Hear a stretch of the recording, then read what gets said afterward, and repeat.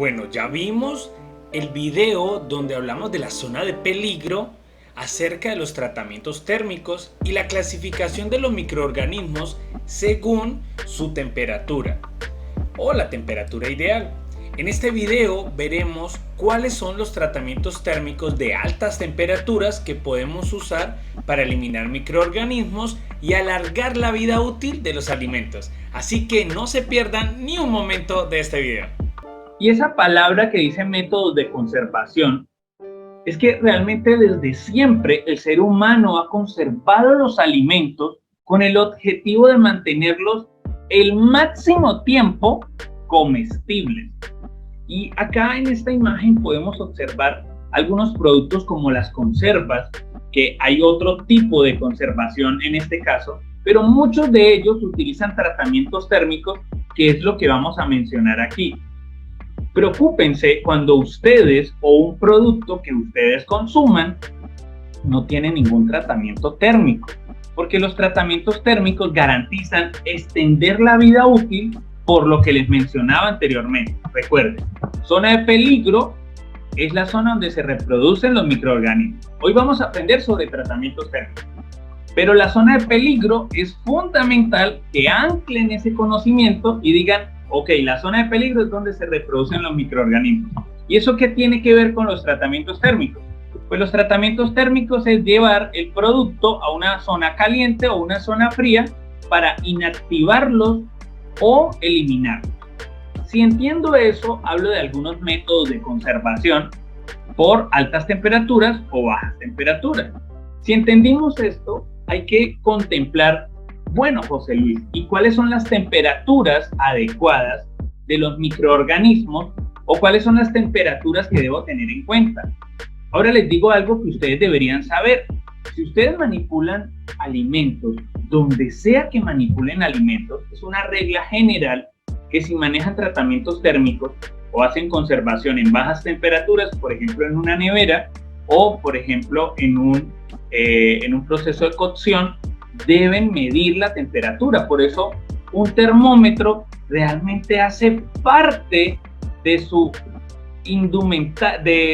utensilios, o hace parte del menaje y de esos equipos o instrumentos de medición que usted debe hacer parte del proceso como manipulador de alimentos para garantizar que los alimentos son inocuos. Esas temperaturas de los microorganismos nos permiten saber cuánto es lo mínimo que sobreviven y cuánto es lo máximo que sobreviven y cuál es la temperatura óptima para ellos. Entonces vamos a hablar de ellos. Existen 4 tipos de microorganismos clasificados por temperatura.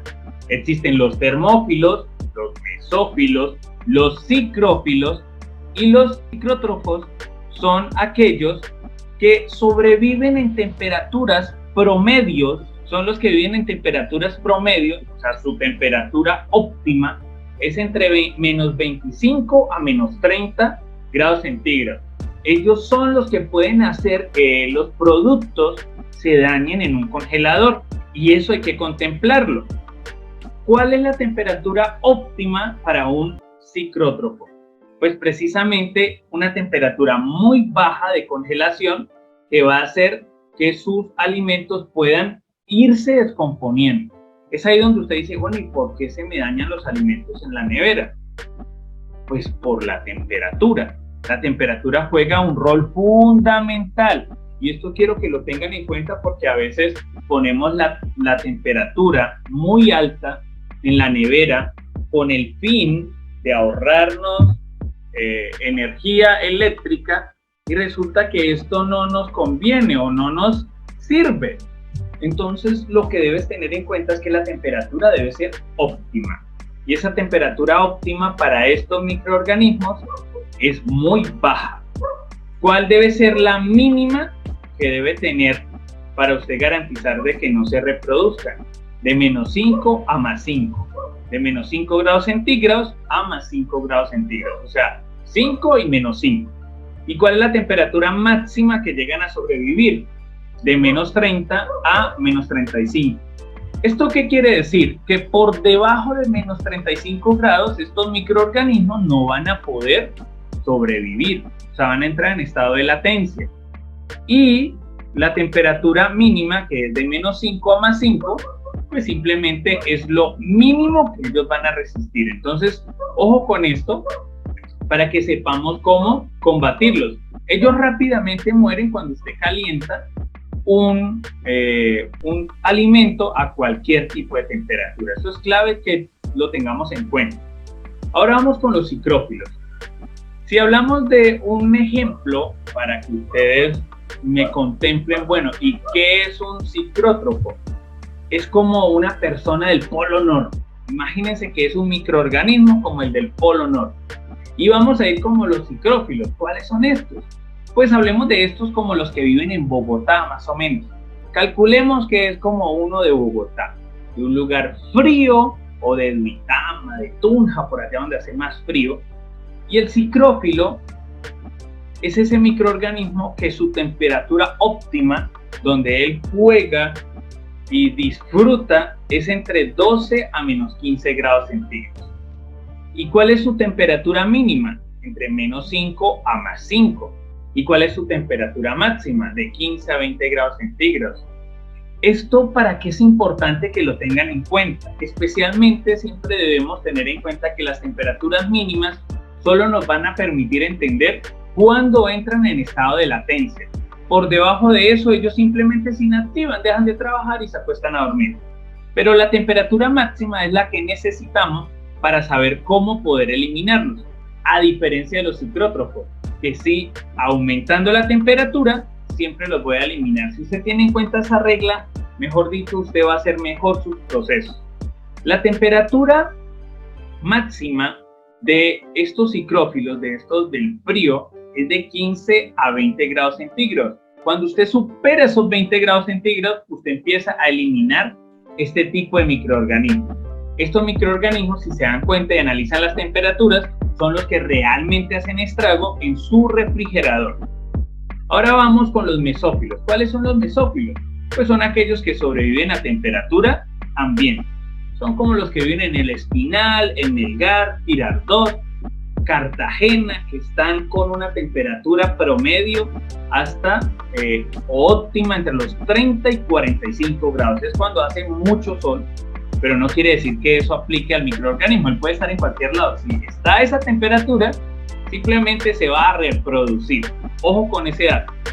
Y teniendo en cuenta esto que he dicho, la temperatura máxima que resisten los mesófilos es de 35 a 47.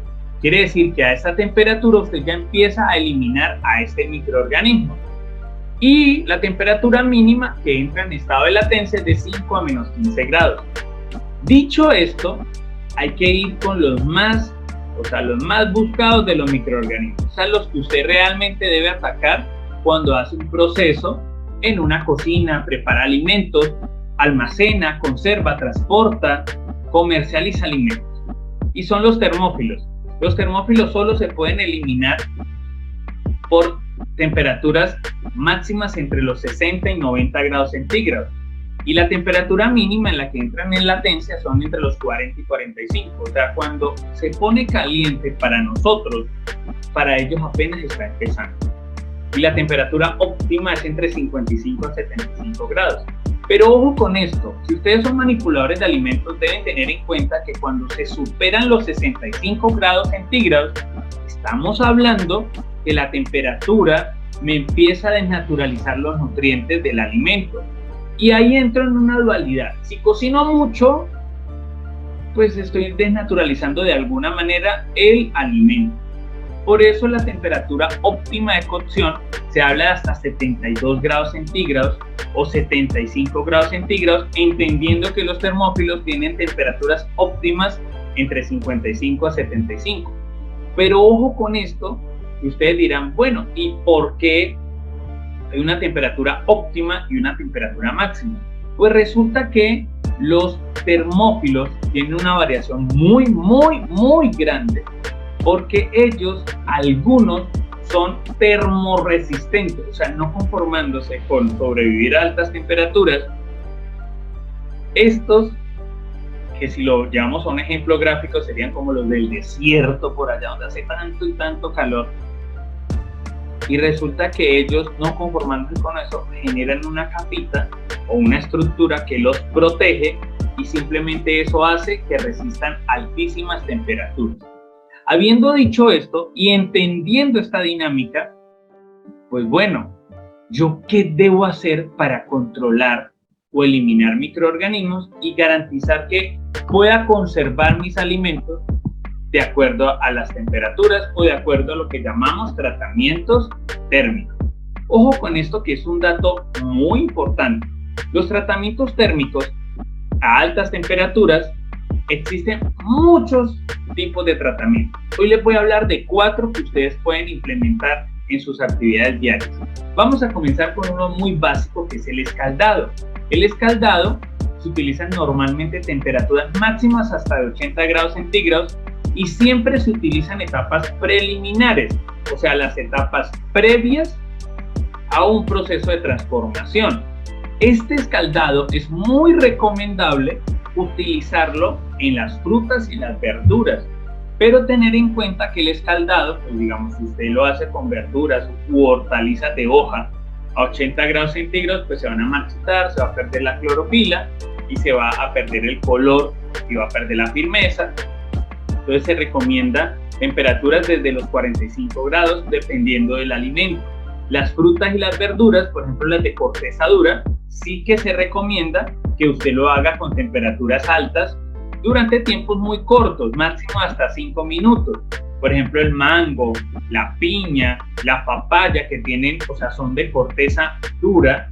Entonces estos sí permiten que usted pueda utilizar agua caliente, digámoslo así, pero agua máximo a 80 grados centígrados, máximo. Habría que ver exactamente qué tipo de frutas, qué tipo de verduras que les recomendaría para hacer escaldados, pero tengan en cuenta para qué sirve. Con el escaldado inactivo enzimas, con el escaldado elimino microorganismos y con el escaldado en las frutas, especialmente en frutas, facilito el pelado. Entonces es un proceso que sí o sí, si ustedes hacen proceso de espulpado, tienen que incluirlo.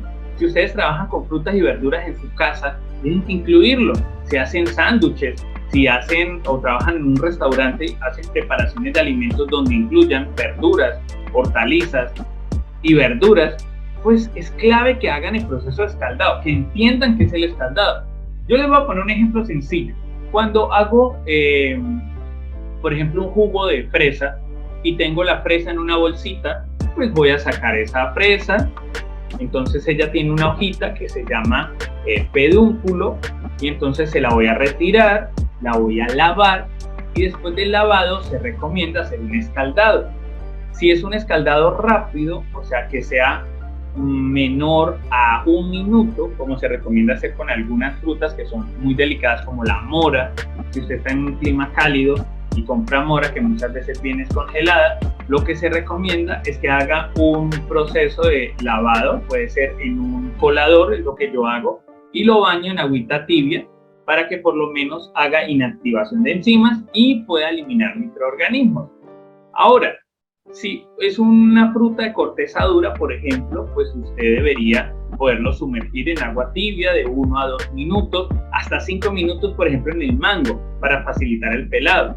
Entonces, ¿qué se recomienda? Pues se haga un baño con esa agua tibia. Siempre va a funcionar el escaldado. Tengan en cuenta que si han hecho lavado, el escaldado les puede ayudar a retirar suciedad y ayudar a retirar incrustaciones. También se usa mucho cuando son frutas u hortalizas, digamos, muy que de pronto están llenas de material particulado, tierra o algún otro tipo de elementos. Eso en cuanto al escaldado. Ya saben cómo usarlo, ya saben por qué es importante tenerlo en cuenta. Y este tratamiento térmico realmente que se lo recomiendo especialmente con el uso de frutas, verduras y hortalizas. Ahora vamos a hablar de un proceso que Nicolas Pasteur realmente revolucionó la industria cuando lo creó, y es la pasteurización. La pasteurización se recomienda usar para todo tipo de líquido. Es más, siempre soy un poco controvertido cuando digo, y usted herve la leche Pues le cuento que la leche no debe hervirla. Y usted me va a decir, uy, ¿cómo así? Pero estamos hablando de la leche de bolsa. No, la leche de bolsa ni siquiera debería tocarla. Esa solo utilícela. Estamos hablando de la leche cruda, José Luis. ¿Y eso qué quiere decir? Me preguntarás en estos momentos. Pues mira, la pasteurización es el tratamiento térmico que facilita a los líquidos como la leche poder eliminar microorganismos. Acuérdense de la zona de peligro, volvamos un momento atrás y démonos cuenta de algo. La zona caliente es donde mueren los microorganismos, pero acuérdese que por encima de 65 grados centígrados los alimentos se desnaturalizan. Entonces, ¿cómo hago para que no se desnaturalice, pero yo pueda eliminar los microorganismos? Sencillo, existe la pasteurización. Existen 3 tipos de pasteurización. Y esas 3 tipos de pasteurización realmente uno solo puede hacer una. Existe la pasteurización rápida, la pasteurización media y la pasteurización lenta. La pasteurización rápida, o denominada ultra alta temperatura, UHT como se concibe o como se conoce en el mercado, ustedes pueden ver esa que es larga vida. La larga vida es UHT. Y esa pasteurización lo que hace es que eleva la temperatura por encima de 135 grados centígrados y puede eliminar los microorganismos porque eleva la temperatura, pero para no desnaturalizarla tanto, durante 2 a 3 segundos solo es que mantiene esta temperatura y rápidamente, pasados los 3 segundos, baja la temperatura a 4 grados centígrados. Eso lo que hace es lo que llaman un choque térmico, que genera un rompimiento de la estructura del microorganismo y realmente muere. Entonces se eliminan ciclófilos, mesófilos y termófilos. Los microorganismos termorresistentes realmente no sobreviven a este tipo de tratamientos térmicos que son muy fuertes por los cambios tan bruscos que se generan. Y también tenemos la pasteurización media o denominada HTST, que es esa pasteurización que se utilizaba antes y ahorita volviendo a utilizar, que me permite utilizar una temperatura un poco más baja por un tiempo más prolongado, de tal manera que no desnaturalice tanto el alimento, pero realmente no es tan efectivo. Gracias a la resolución 810, que vamos a estar hablando de ella posteriormente, sobre temas de rotulado nutricional y etiquetado, con respecto a las modificaciones que se han generado en Colombia para este año. Y si tiene en cuenta eso, va a ver que van a haber unas leches que tienen un chulito o un símbolo de OK o de aprobado, y que normalmente lo que hacen es manejar estas temperaturas, que son temperaturas un poco más amigables con el alimento y no hay que agregar algún tipo de estabilizante para que el producto logre prolongarse o logre ser estable en el mercado, que no se separe la fase líquida de la sólida. Esa es la pasteurización media. Y tenemos la pasteurización lenta, que es la que usted puede hacer en su casa con los alimentos, especialmente líquidos, que usted puede utilizar.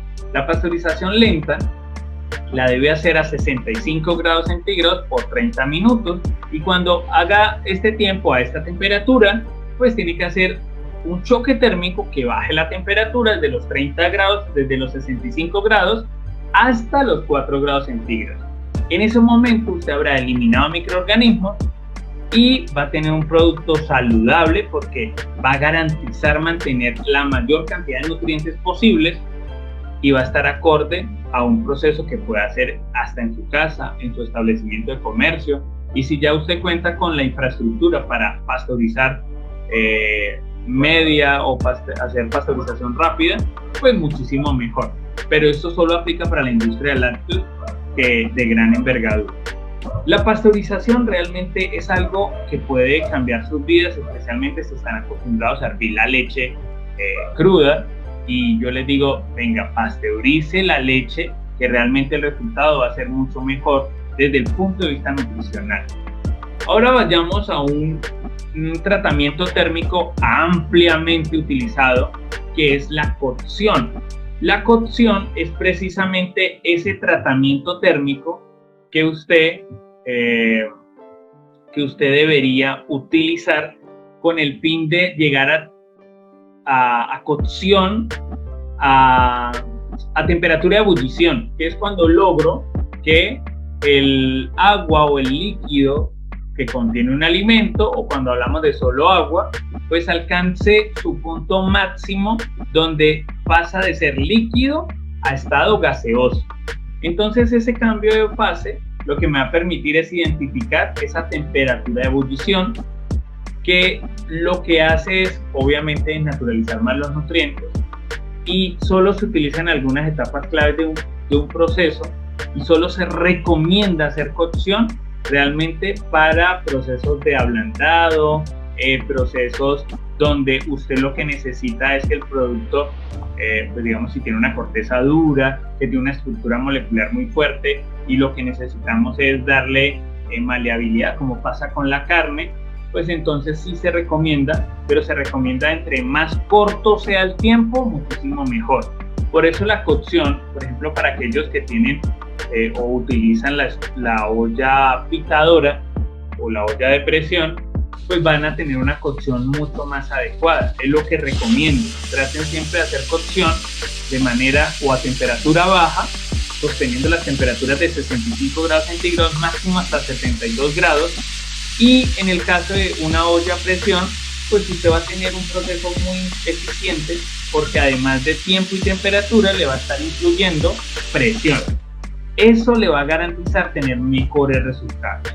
Entonces la cocción, que ya la conocemos, ya hablamos de ella y sabemos sus usos, como en la sopa, en el sancocho, o cuando utilizamos procesos de preparación de alimentos donde necesitamos hacer reducciones. Pero les recomiendo las reducciones no hacerlas más de 72 grados centígrados, temperatura interna, si es un líquido, y cuando es un producto donde tienen una carne, lo mismo, máximo temperatura interna de 72 a 75 grados centígrados como máximo. Habiendo dicho eso, pasemos al tratamiento térmico de la esterilización comercial. La esterilización comercial es la que le permite a usted poder tener resultados eficientes. La esterilización comercial es la evolución de la misma olla a presión. Básicamente es la olla a presión llevada a la industria. La esterilización comercial normalmente supera temperaturas de ebullición, pero además utiliza la presión como un punto clave para la eliminación de microorganismos. ¿En dónde se aplica la esterilización comercial? Por ejemplo, en los enlatados, en todos los productos envasados en vidrio, donde se logra una hermeticidad, que ahí se logra a través de un proceso térmico llamado exhausting, que también se utiliza para los productos que tienen esterilización comercial normalmente, y después si quieren hablamos de él. Pero la esterilización comercial es la que me permite someter a altas temperaturas, pero en vez de hacer un choque térmico como se hace en la pasteurización, lo que hago es adicionar otra variable, que es la presión. Por eso la cocción que se hace con olla de pitadora, olla a presión, va a ser un resultado mucho mejor que con una olla normal. Y también la estructura, ¿no? Normalmente una olla a presión tiene una estructura en acero recubierta que facilita el proceso de preparación, lo que no pasa con las ollas de aluminio. Pero hoy no vamos a hablar de materiales de contacto, sino vamos a hablar de tratamientos térmicos. Habiéndoles dicho esto, son 4 tratamientos térmicos que les traía para poder que entiendan la importancia de su uso en la manipulación de alimentos. Esta es la segunda parte del curso de manipulación de alimentos en lo que respecta a tratamientos térmicos. Ya hablamos de los procedimientos o tratamientos térmicos de altas temperaturas, como la cocción, el escaldado, la pasteurización y la esterilización comercial. Si te gustó, por favor suscríbete, comenta este video, dale en la campanita para que te lleguen todas las notificaciones, y ojo, por favor revisa el video de tratamientos térmicos de bajas temperaturas que complementa este video. Así que conéctate y sigue con nosotros. Mi nombre es José Luis Cerrato, ingeniero de alimentos, y somos Ingenia BPM. Alimentamos tu conocimiento.